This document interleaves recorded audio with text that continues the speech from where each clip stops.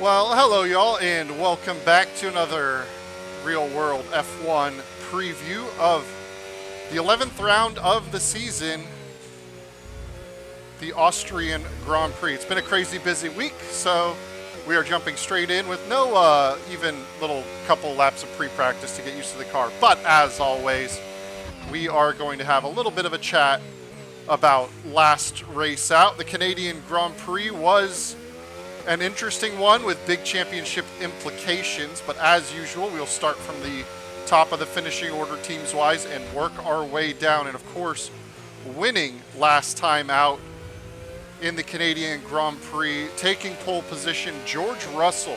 So the Merc team looks to have bounced back pretty well from that couple-week stretch where they were looking a little bit in the doldrums. That car is once again looking quick and, most importantly, a car that both drivers can handle well. George nailed the start like he needed to, starting alongside Max on the front row there.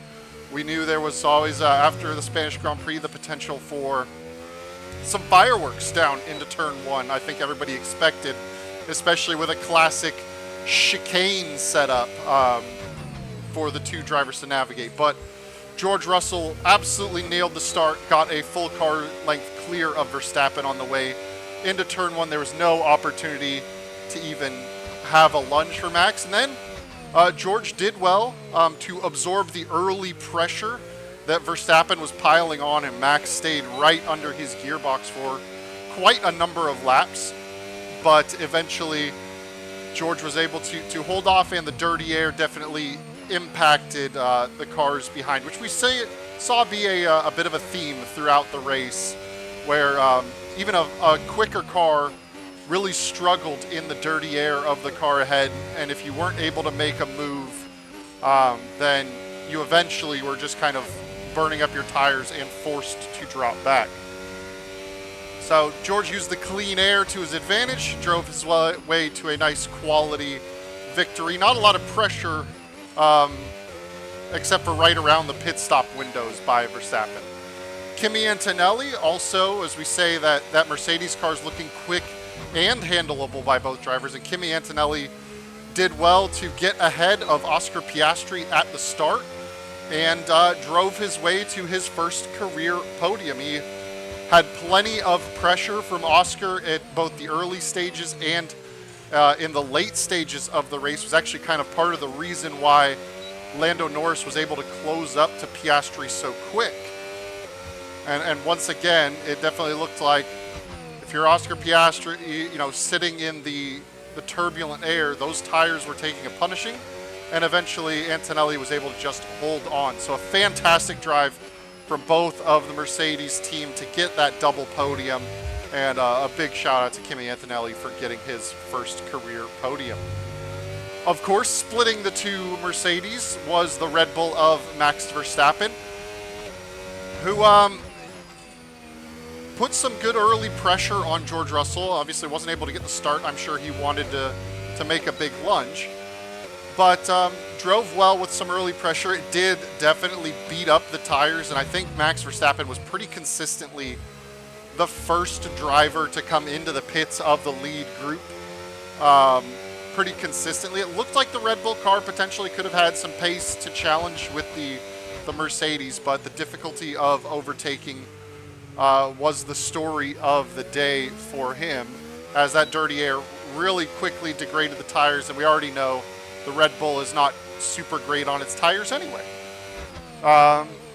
Yuki, though, struggled again. Not a particularly good weekend for him.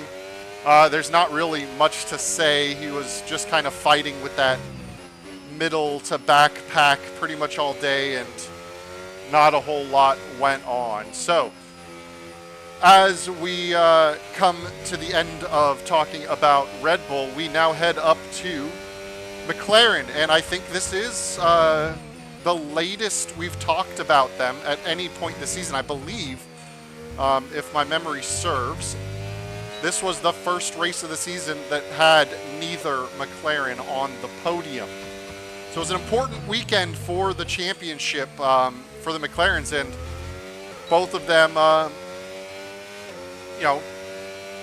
neither of them on the front row. Lando Norris obviously a few steps behind Oscar Piastri in qualifying. Oscar getting done in on the start by Kimi Antonelli, losing that spot into turn 1. Lando Norris did make up some positions early on, but of course the big news story and what will be talked about probably for a while as a potential real big pain for Lando Norris, and was caused by Oscar's inability to get past Kimi Antonelli, the difficulty of overtaking. Lando Norris appeared to be on a very good strategy throughout the race by starting on those hard tires. I think that was the better strategy to start on those first. But in the dying stages of the race, Lando Norris did in fact catch up to Oscar Piastri and went for a successful-ish move down into the hairpin, kind of catching his teammate by surprise, a late lunge to take the inside of the hairpin, and could have potentially been, a good opportunity for Lando Norris to close down the championship gap right at that race there. But as I've said so often, Oscar Piastri just seems to have good innate racecraft. He reacted almost instantly to that late lunge of Lando Norris going down the inside, and instead of the panic move of let me see if I can hang it out around the outside and get some traction, he immediately adjusted to go for the cutback, which is, for those of you who are not aware, essentially when the car inside dives up the car dives up the inside of you and brakes late, you brake even harder to go basically slower than you need to, so you can slot in and still go to the apex of the corner directly behind the car that is taking the inside. So you're essentially going to straighten out your entry to then make a sharp corner and straighten out your exit. So since we're coming up to the hairpin, for example, here would be a good spot. So on normal entry, if you're taking the overtaking, say you've got the inside line, you're going to go right here to the apex and then drive right out to the exit. What the cutback does, and I think this is the first time I'm ever using the rewind to do this, the cutback, imagine that car has the inside on you. You're going to brake and you're going to go very deep, but you're going to turn in, slot right in, and you're going to straighten out your exit. And that's what allowed Oscar to essentially be side by side with Lando as they ran down that back straight. So immediately making that cutback adjustment was very important for him to essentially not lose the position outright. And then again, Oscar, I'm astounded at how late on the brakes he was into the final chicane. I thought for sure he was, he had the inside line, which is where you want to be. That's what the cutback also gave him. But when I saw Lando's DRS flap close, which indicates he touched the brakes, and when Oscar's closed on the way into that final chicane, I thought there was no way Oscar was making that corner. Oscar was stellar to get that car slowed down to make the corner. Obviously, severely compromises his exit, but allows him to maintain position. And that was the story on the way down to turn 1. I think this was another opportunity for Lando to learn, and unfortunately, from the onset, it was going to be pretty obvious that Oscar was not going to give the inside of the corner. The inside of the corner has so much strategic advantage when it comes to defending and overtaking in the way the current rules are. For Lando to try and go to the left of Piastri, essentially set himself up for the inside of turn 1, I don't know what he was necessarily thinking there. That door was always going to close, and what you had was Lando drive essentially directly into the back side of Piastri as that door was closing. He never got alongside him. It was, front of the front wing to the rear of the rear tire contact. He had no part of the car side by side. Ripped off that front wing and ended up in the barriers, and what could have been a big opportunity for him to make up a little ground on his teammate in the championship turned into no points for him, and now Oscar Piastri has a 22-point advantage. The even more confusing thing when it comes to racecraft, there's still about 5 laps left to go in the race at that point. And because of the way they fought side by side, Oscar had lost DRS to Antonelli. So the next time they went through a DRS zone, whether it was kind of up to Lando, whichever opportunity he wanted to take to make the overtake, because he had the better tires at that point, because Piastri spent so much time in the dirty air of Antonelli, his tires were shot at that point. So I think if Lando heaped the pressure, he made a good lunge, but instead of trying to force the issue into turn 1, just gone the extra lap, tried to make another move into the chicane at the end of the next lap, I think he's by his teammate and running away, no problem for the rest of that race. So that's kind of my opinions on it. Once again, Lando Norris just not getting the racecraft knowledge, whereas Piastri seems to have that. I think it's clear Lando Norris has, the outright pace and is faster than Piastri on their best days, but Oscar seems to be managing the racecraft. He's also still not managing the tires as well as Lando is, but he seems to make the right racecraft decisions time and time again, and that's kind of what's leading to, and a little better qualifying consistency is leading to him being in the championship lead at the 10 race mark. So we're coming up on the halfway point of the season. I think that's enough McLaren. Let's go ahead and talk about Ferrari. Not a ton to say about them this week. Does look like they bounced back pretty well. They were kind of in their own world for most of the day. I know early on Hamilton had some good pressure heaped on Antonelli. He qualified ahead of Charles again, which is, good sign considering that's been a weak point for him both in the last couple of years against Russell and in the early stages against Leclerc. To see him qualifying well is nice to see. But in the race pace, he really struggled after, as Leclerc just kind of moseyed his way past. Later reports did kind of reveal, I think it was lap 13, Lewis Hamilton hit a poor little groundhog around the track on his way towards the turn, the hairpin. And the word is that it was about 20 points of downforce lost for him. So not only did his first pit stop put him into traffic, the reason he couldn't chew through it was apparently from that loss of downforce.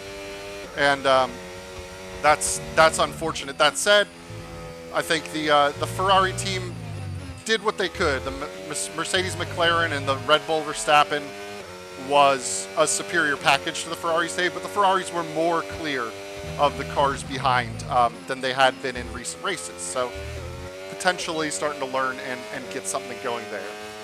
Next up, the team that I forgot to mention in the last race review slash preview, I guess I'm doing both, of Aston Martin. So I will say it again, congratulations to Fernando Alonso for scoring his first points of the season. He's had a pretty unlucky stretch, but now that he's scored points in Spain, I think he's kind of unlocked a little bit of something, because he was being a bit fighty with Lewis Hamilton early in the race before Norris kind of came through, and drove to another solid points finish for Fernando Alonso. So I think he's starting to maximize what that car can do. I don't know where the car technically is at. Looks like they've taken a bit of a step forward in the way the car drives, but Alonso starting to get a little bit of luck.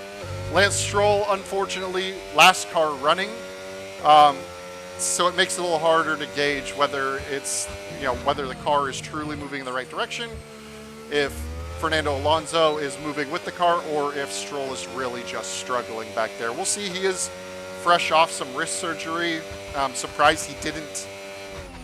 I'm both surprised and not surprised he didn't take this week off. I know, surprised because, well, he's fresh off of surgery, he should probably be recovering.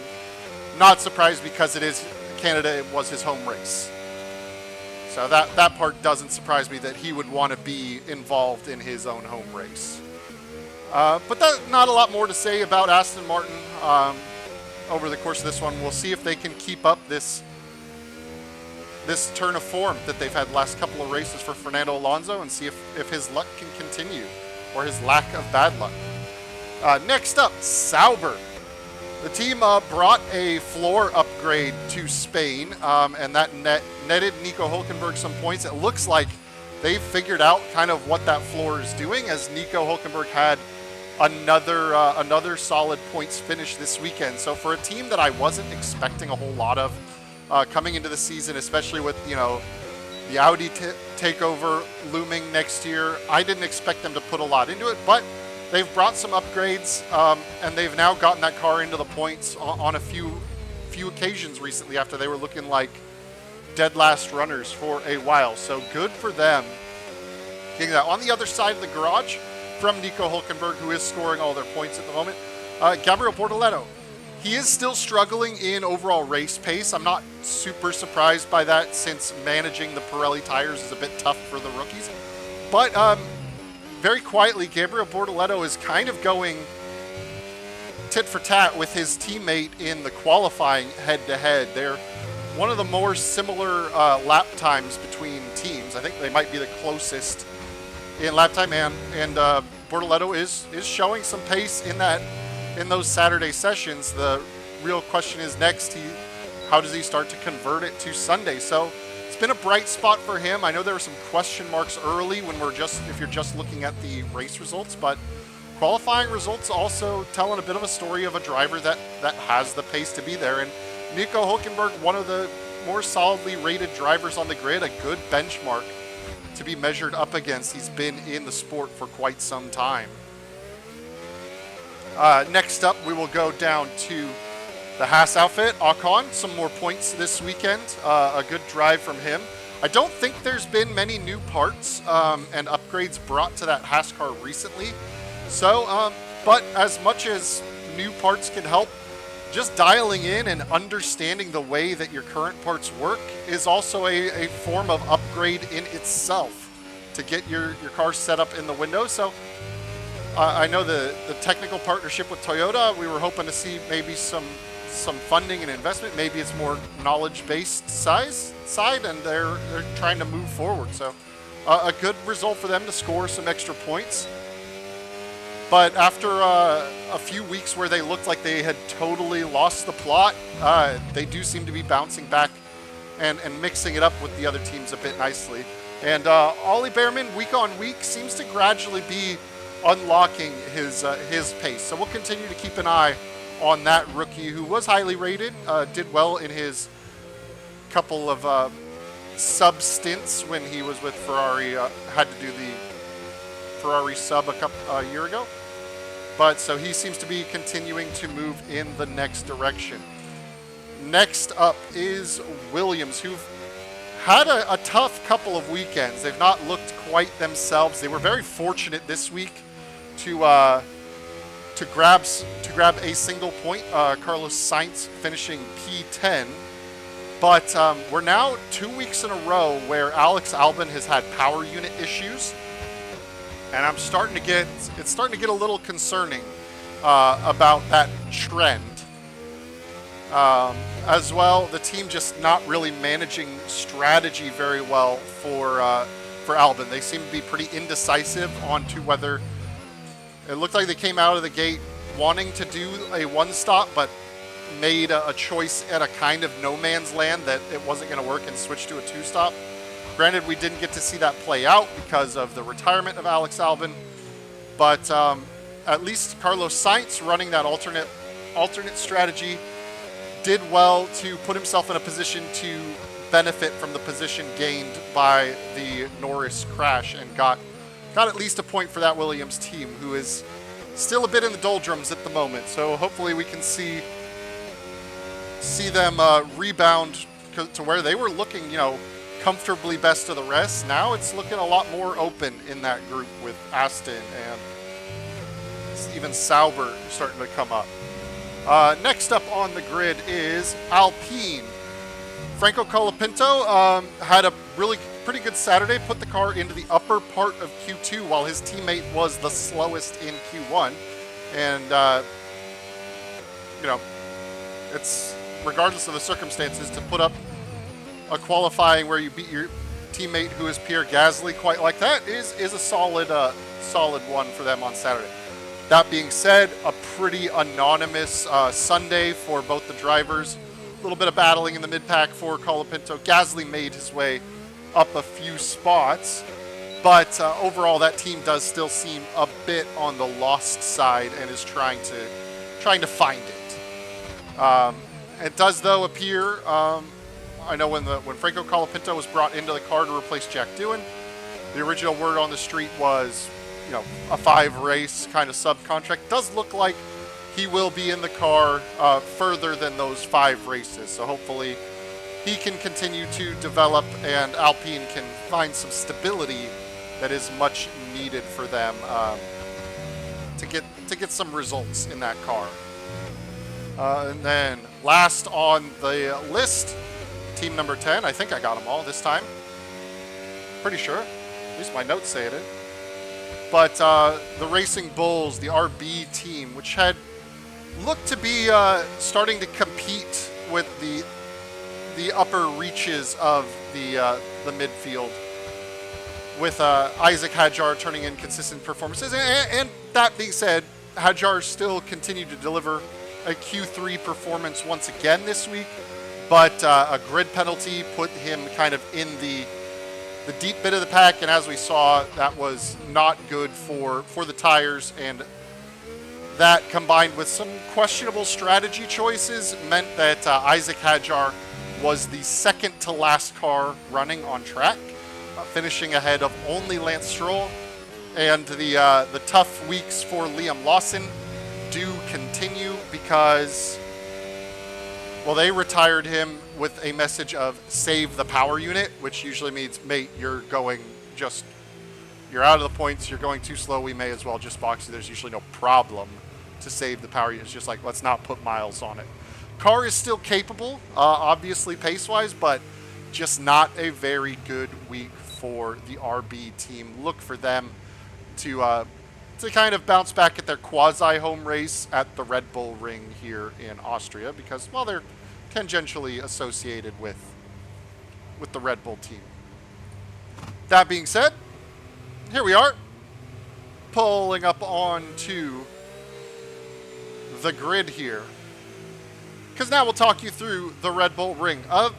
As you've seen from the drive around, it's a pretty straightforward track, only 10 corners.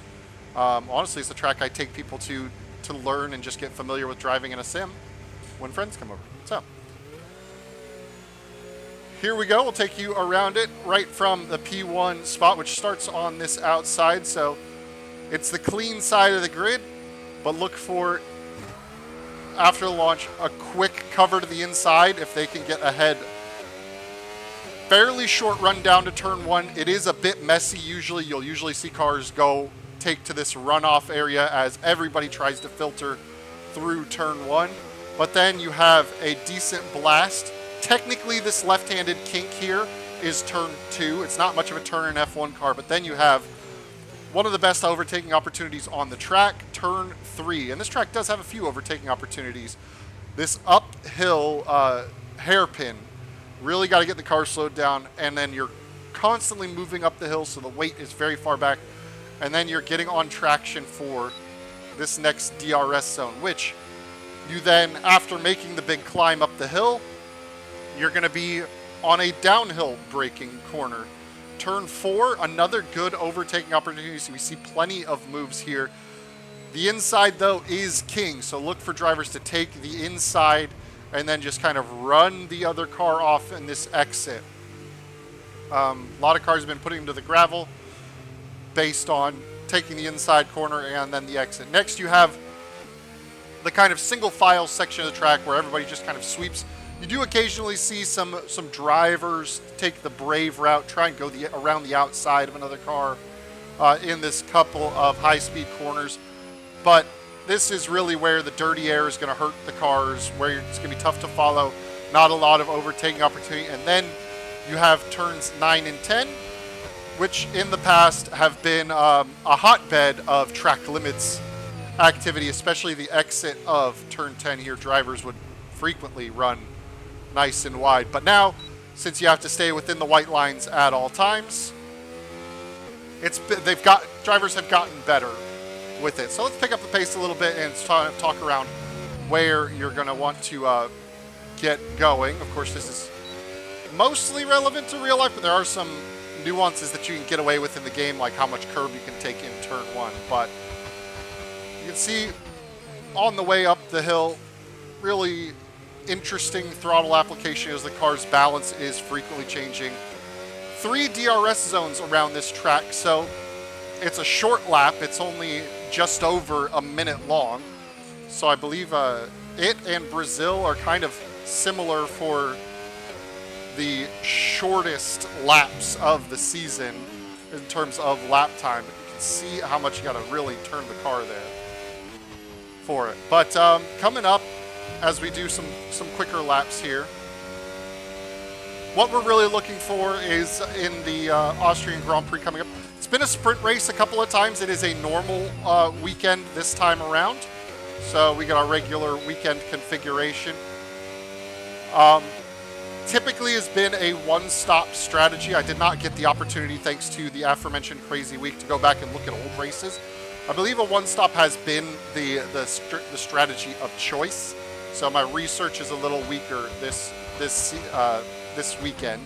I'll bounce back when I get a little more fun time available to me. But it's not like Canada. It's a track you can overtake on, and that does, even if the one stop is viable, it does open up the possibility of the two stop, because obviously if you're making more stops than the cars around you, you're going to have to overtake some on track in order to make the difference up. Weather-wise, it's in the Styrian Mountains, which are always, weather can change on a dime. I know in practice they had some spits of rain. It can also be a very hot race at times, especially this time of year. So weather could play a factor. Decent runoffs around here, so there's the potential where you could get an all-green flag race. Usually I think there's a safety car most years. But storyline-wise, aside from, you know, the things you'll see on the racing front of it, obviously the battle between Norris and Piastri in the McLarens to see how that car continues to develop, how Lando Norris bounces back as we get to the midway point of this season. Another thing to keep an eye out for is, obviously Max Verstappen goes very well around this track.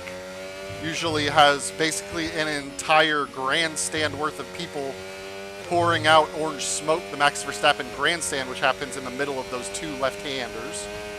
So look for him, and as always when it comes to Red Bull, really, you know, hoping that Yuki Tsunoda can get a little closer. I know that there is currently an upgrade on Verstappen's car that they've only made one set of, so the cars are a little out of alignment from each other, so don't expect Yuki to be that close, but I really more want to judge Yuki on his proximity to the other teams. If he can get ahead of that, you know, midfield and back of the field bunch where he should be in closer to like the Ferraris. But keep it short and sweet. Like I said, didn't have time to do as much research as I would usually like to strategically, but it's always a fun race. Austria usually has some of the better overtaking action. Of course, last year had that big moment between Norris and Verstappen into turn 3 that led to the George Russell win, because it was a DNF for Norris and a punctured tire for Verstappen while they were fighting for the win in the late stages, and George just drove right on through. So we will see what we've got this weekend. Looking forward to it, but thanks y'all for joining me once again.